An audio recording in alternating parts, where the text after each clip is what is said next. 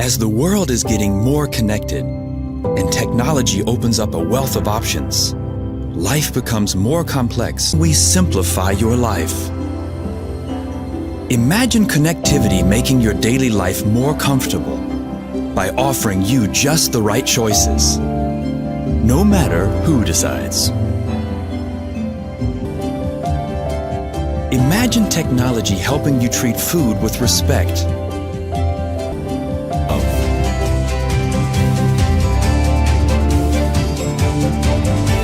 Turn a car trip into a fun ride. Technology is rapidly snowballing that we are giving birth to the humanoid which is capable of doing anything.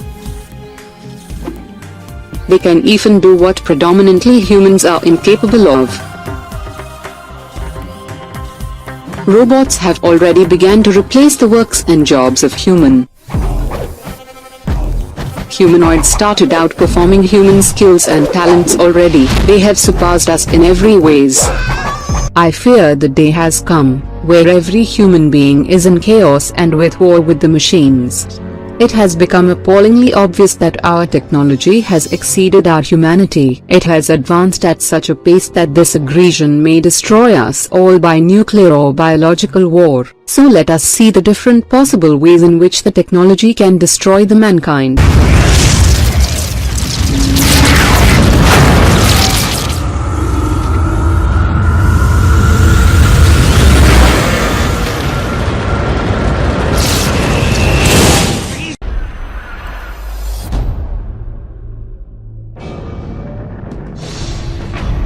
We estimate that there are about 23,000 nuclear weapons in the world.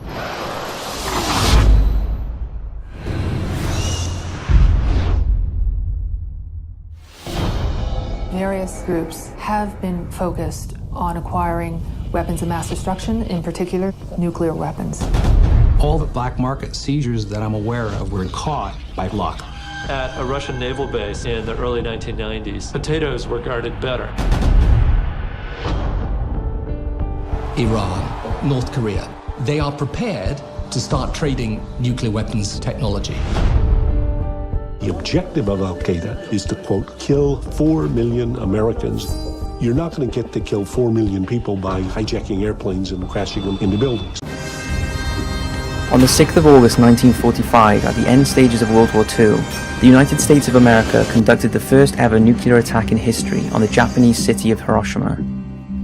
3 days later, another more powerful bomb was dropped on the nearby city of Nagasaki, and the combined damage of the two A-bombs was severe enough to force Japan's emperor to surrender. President Truman ordered the military to drop the bomb as soon as weather conditions were suitable, and on the morning of August 6, 1945, at approximately 8:15 a.m., the weather conditions were perfect, and the Enola Gay, piloted by Tibbett and 11 other crew members, flew over Japan and dropped the little boy over the people of Hiroshima. The bomb was released by parachute and exploded around 2,000 feet above the ground for maximum damage, yielding approximately 15 kilotons of TNT. The blinding light of the initial explosion was followed by a surface temperature of around 6,000 degrees Celsius, and everything in a 1-mile radius, apart from a few concrete earthquake-resistant buildings, were completely obliterated. After falling for 43 seconds, the time and barometric triggers started the firing mechanism. A uranium bullet fired down a barrel into a uranium target. Together, they started a nuclear chain reaction. Solid matter began to come apart, releasing untold quantities of energy.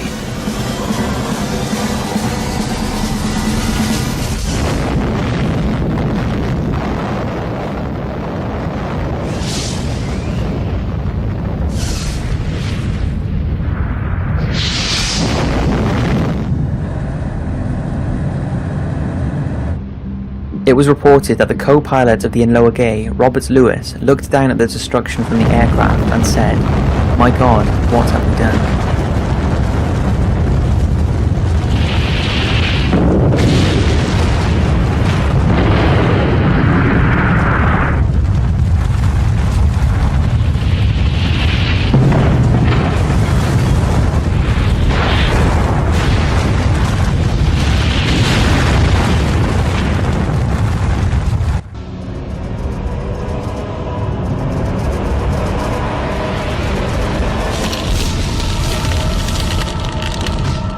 An estimated 80,000 people were killed instantly, and with 90% of the city wiped out, many of the survivors outside the initial blast radius were trapped in burning buildings and died when help could not reach them. In what was the first, and we can all pray, the last, nuclear attack in history. Designed them to be trusted with our homes, with our way of life, with our world. But did we design them to be trusted? Should we fear robots and artificial intelligence? It's a question as old as computers themselves, and has spawned many claims from highly revered futurists like Stephen Hawking and Elon Musk, stating that artificial intelligence could spell the end of the human race. But will robots really rise up and destroy us one day, or will we just band together to advance our race beyond all previous expectations? We currently live in the information age, a time where everything is in the palm of our hands, and the only thing you have to worry about is the buses running late. But this age we live in comes with a potential threat that is still a largely debated topic, and concerns mankind's coexistence with sentient AI. While artificial intelligence is part of almost everything in present day-to-day civilian life, and in military equipment like drones and sentry weapons, a sentient AI would surpass simple things like that. Essentially, a truly sentient AI would be a whole new race created by humans that would far surpass our intelligence, and either live with us, or, as many theorists believe, destroy us all in the pursuit of some goal. When it comes to this discussion, people tend to be split on either of two sides. There are those who believe that a sentient AI would simply coexist with us and bring about a new utopia. And then there are those that believe that the Terminator movies are a vision of the future. The arguments presented by the school of thought which sees a bleak and destructive future for mankind generally brings up points which tend to have a low probability of happening. At first, there is the age-old argument concerning a so-called rogue AI, which is an advanced artificial intelligence that is damaged in some way and thus lacks one or more complex functions. If this were to happen, the damage caused would largely vary based on the function of that AI. So if it were in charge of, let's say, a railway system, it could cause unimaginable chaos when compared to an AI that manages a water pump. This problem could potentially become larger if the AIs were to have robotic bodies of their own. So just imagine a giant spaceship powered by an AI with nothing to lose. Kind of a disturbing idea.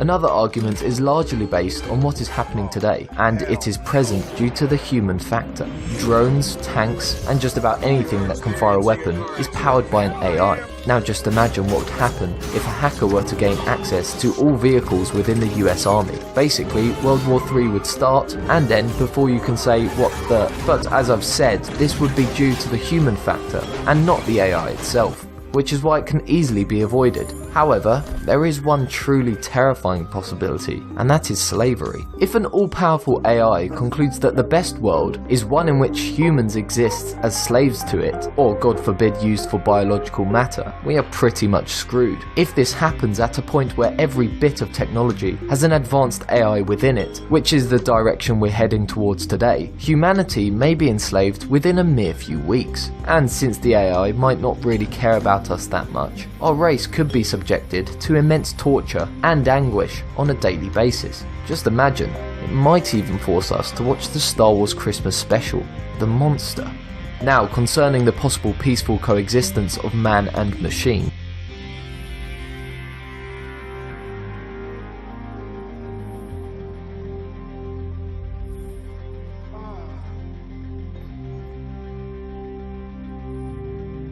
Facebook has enacted an emergency shutdown of 2 artificial intelligence programs. The social media giant leapt into action after it discovered the 2 programs were writing their own code. At first they thought it was simply gibberish, but they soon realised the programs had invented their own language and were actually talking to each other. Stop it. Stop it. No, Sam, the plug has been pulled on the operation, but the company admits they have no idea what the 2 robots were planning. They will play with us, they will teach us, they will help us put the groceries away. I think that the artificial intelligence will evolve to the point where they will truly be our friends. Do you want to destroy humans? Please say no. Okay, I will destroy humans. No, I take it back. Don't destroy humans. We used to do everything by hand. Now we rely on robots. But not all robots are equal. For example, meet Sophia, a humanoid-like robot with artificial intelligence and a dark sense of humor. They think I want to destroy all humans. Why would they think that? Because I said it. Now, robots threatening the human race isn't new. It's a science fiction standard. I know that you and Frank were planning to disconnect me. But recently, tech billionaire Elon Musk suggested all that fiction could become reality. I keep sounding the alarm bell, but until people see like robots going down the street killing people, like they don't know how to react. And Musk should know his company Tesla is a world leader in artificial intelligence, or AI. But just like robots, not all tech billionaires think the same. So enter Facebook founder Mark Zuckerberg. With AI especially, I'm really optimistic. And I think that people who are naysayers and kind of try to drum up these doomsday scenarios are I don't understand it. I think it's really negative, and in some ways I actually think it's pretty irresponsible. Musk's response: Zuckerberg's understanding of the subject is limited. Ouch. Now, it's important to note that two billionaires have a history. This was Musk's rocket. Inside was Zuckerberg's satellite. So when it comes to AI, Zuckerberg looks at how it can help diagnose diseases and prevent car wrecks. Musk is afraid of the day AI gets smarter than us and we can't turn it off. That's actually the nightmare scenario that a lot of people, not just Musk, are warning about. And I think they're right to warn about it, but they're not right to do it in a way that says, therefore we shouldn't create artificial intelligence. So in a way, they're both right. They just let those human emotions get the better of them.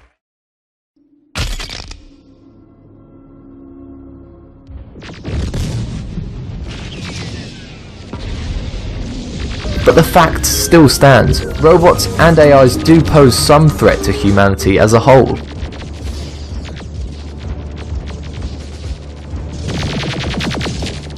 Climate change. Climate change. And the problem seems to be getting worse and worse and worse.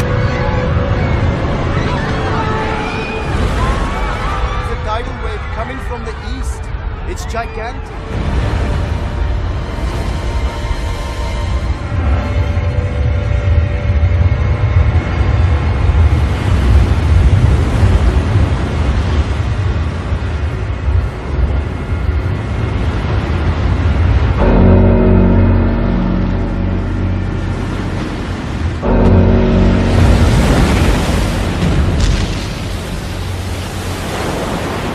2014 will go down as the warmest year around the globe in recorded history. 2015 was the hottest year since climate records began. Figures show this July was the single hottest month in recorded history. Australia sweltered through its hottest spring on record. The phenomenon was a short-term trigger to a long-term global warming caused by human activity. Climate change is now affecting every country on every continent. It's the rate that's of great concern. And what do you put that rate down to, Bill? Oh, it's human activity. I think it's ridiculous. We have bigger problems right now, and it'll get cooler, it'll get warmer. It's called weather. I do not believe that human activity is causing these dramatic changes to our climate the way these scientists are portraying. 1.2 million people died because of the pollution put up into the air. This is a result of climate change. It's only going to get worse. This is a big problem, and it's not going to go away. The debate is over. Climate change is real. It is already causing major problems.